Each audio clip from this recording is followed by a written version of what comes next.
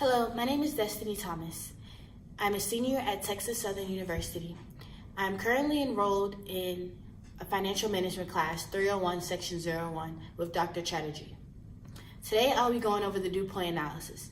The dew point analysis is a financial ratio that helps analyze a company's return on equity.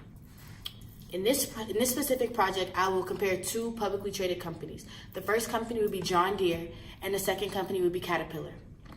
I will use the dew point analysis to assess the financial trends over the last 5 years using a time series analysis as well as a cross-section analysis. My project will be broken down into 3 sections. The first section will be the introduction of John Deere. The second section will be the cross-section analysis as well as the time series analysis. And then the third section will be followed by the conclusion. Okay, the first section. Where did John Deere come from? So in 1837, blacksmith John Deere overheard a lot of farmers complaining that their plows were not shedding the soil properly. He then took it upon himself to create a steel mold board. And after he created this, it was a hit. So then he created dozens of more. And by 1842, he had created 185 plows. Now, over the last 182 years, they have expanded significantly, opening up factories in 30 different countries, as well as employing over 50,000 people. Deere & Co. services 8 different industries, one being agriculture, lawn and garden, construction, engines, golf and sports, forestry, compact constructions, and even landscaping. That concludes the first portion of my project. Now I'm going to get into the time series analysis as well as the cross-section analysis, starting with liquidity ratios. So liquidity is how fast the company can effectively turn their assets into cash. And these liquidity ratios measure a company's ability to pay off their short-term debts without external capital. And short-term debts classify as obligations that are due within the current year, not past the year. And 3 common liquidity ratios are current, quick, and cash ratios. Current ratio expresses the relationship between current assets and current liabilities. Now, when in the industrial field, a current ratio of 2.5 is considered desirable. As you can see, over the last 5 years, neither company has reached 2.5, but you can see that Caterpillar has the advantage over John Deere each and every year. Quick ratio is the relationship between cash plus accounts receivable and the relationship of current liabilities. So, as you can see, over the course of the last 5 years, John Deere has gradually went up each and every year. And Caterpillar they fluctuated every year instead of gradually going up. Sales to working capital compares the relationship of net sales with current assets and current liabilities. So, over the course of the last 5 years, you can see that Caterpillar's sales to working capital is dramatically bigger than that of John Deere, which shows that they effectively use their working capital to generate more sales. Now, if we go into cash ratio is cash plus cash equivalents, is the relationship between cash plus cash equivalents and current liabilities. Now, over the last 5 years, Caterpillar has fluctuated. They went from 0.26 to 0.25, back up to 0.27, to 0.31, back down to 0.28. Whereas John Deere, they gradually increased every year. And it's a significant increase in between 2017 and the year 2018 of 0.60. Next, we will move into efficiency ratios. So efficiency ratios show a company's use of its assets and its liabilities internally. And because we look at efficiency on a current basis, the ratios only use current assets and current liabilities. The first efficiency ratio we're going to discuss is inventory turnover. Inventory turnover is a relationship between cost of goods and inventory. Now, if you look at the last 5 years, each year John Deere has been higher than Caterpillar. And if we also go to accounts receivable turnover, you will see that each year John Deere is tripled the amount of Caterpillar. Now, since inventory turnover ratio and accounts receivable turnover ratio both have significantly higher numbers when it comes to John Deere, these differences may be attributed to the type of inventory sold by these companies. What I mean by this is while they both sell large equipment, John Deere sells more of agricultural equipment for personal and commercial use. So they may sell at higher value and they have customers that pay quickly versus Caterpillar, who doesn't really sell commercially. The next efficiency ratio we're going to discuss is total asset turnover. Now, total asset turnover is the relationship between sales and total assets. Now, over the last 5 years, you can see that Caterpillar has a slightly higher advantage when it comes to their total asset turnover ratios. Excuse me, sorry. So, what this means is that they know that they use their assets to make sales more efficiently than that of John Deere. But as you can see, both numbers are still relatively low, which means you're not using all their assets to produce sales like they should or like they can. Okay, next. Days sales outstanding. Days sales outstanding is a relationship of accounts receivable and sales 360. So, as you can see, over the course of the last 5 years, John Deere has went up each year, except for 2018 where they declined. Now, Caterpillar went up each year, and then they declined in 2017 and then declined again in 2018. Now, we're going to talk about cash conversion cycle. So the cash conversion cycle is days sales outstanding, the production cycle, the average payment cycle, and now, what does this mean? This means that John Deere is doing a better job of efficiently using his fixed assets to make sales and create more profit. In all of these ratios, John Deere has smaller numbers in each and every ratio. For example, let's go to the average payment cycle. So, as you can see, each year, Caterpillar is higher.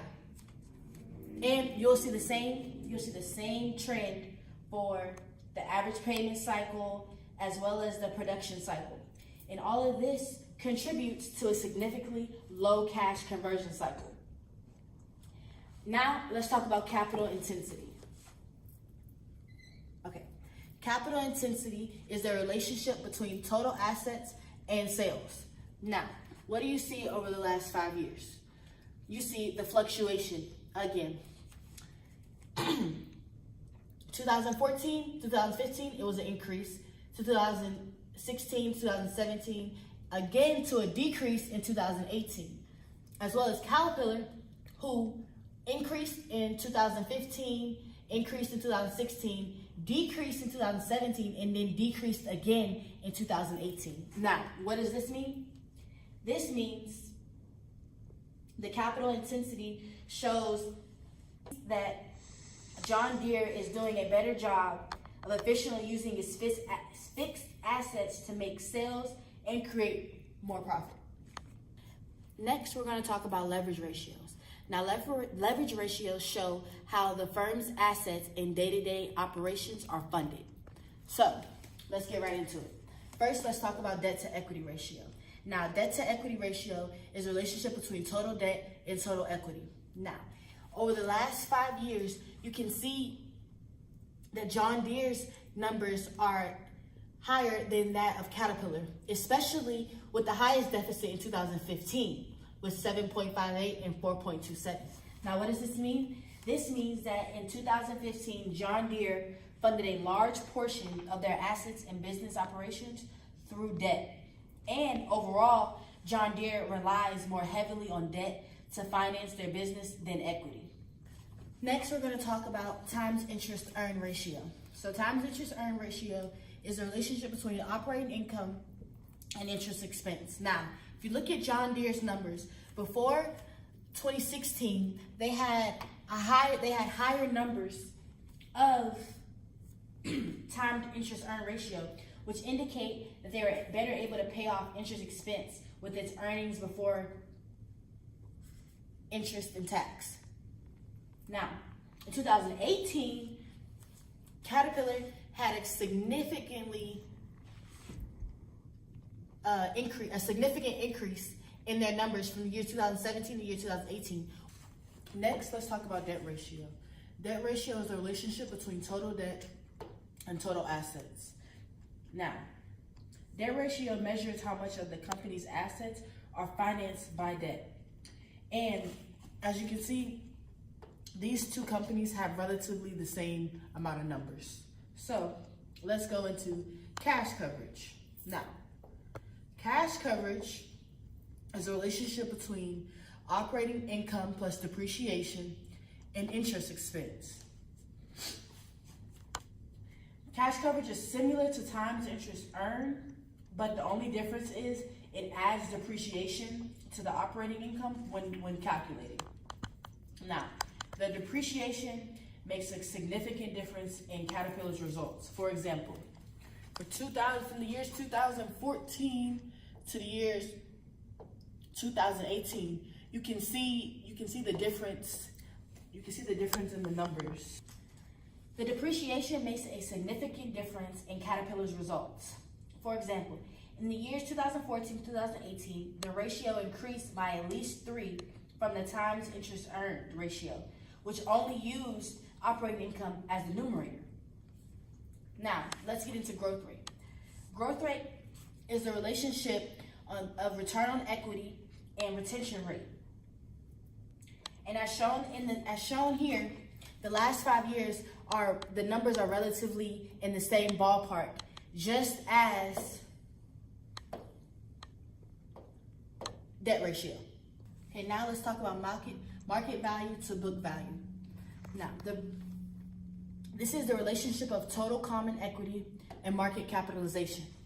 Now, as you can see, the years 2014, 2015, and 2017 are tremendously lower than that of Caterpillar.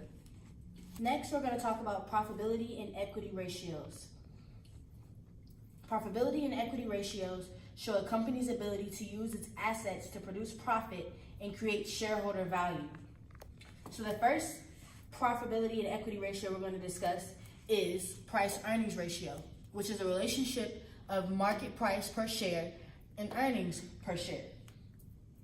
Now, looking at the numbers, you can see that until 2018, John Deere fell behind to Caterpillar in terms of market value.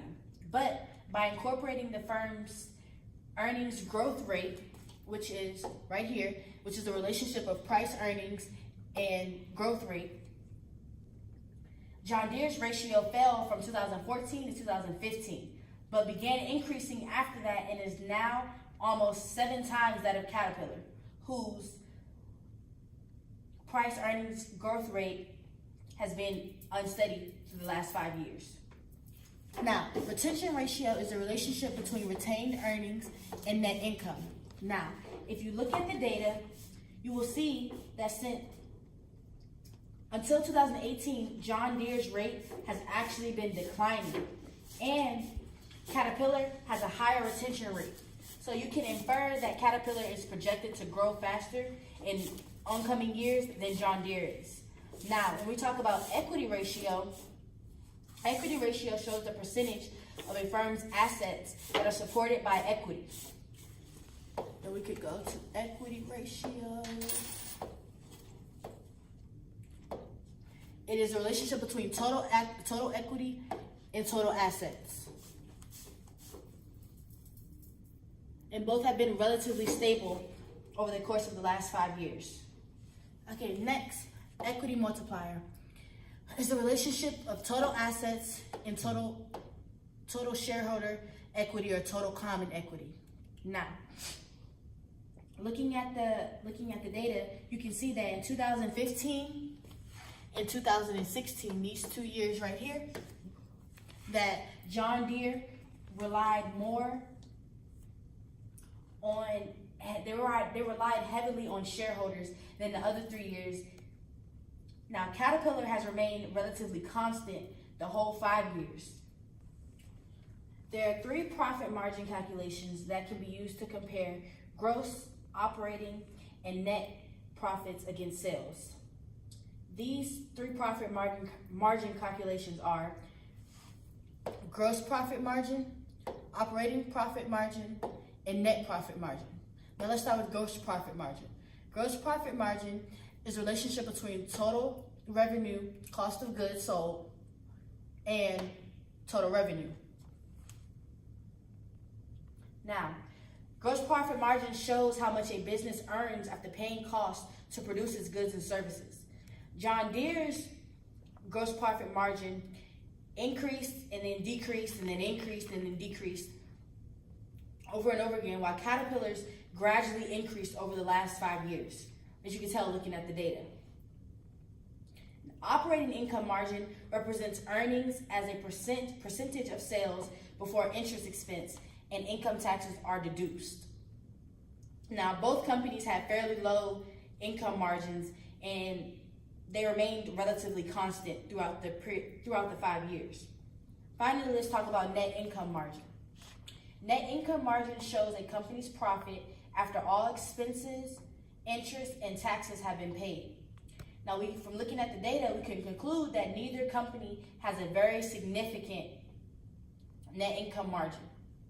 Next, we're going to talk about the return on total assets ratio, as well as the operating income return on assets.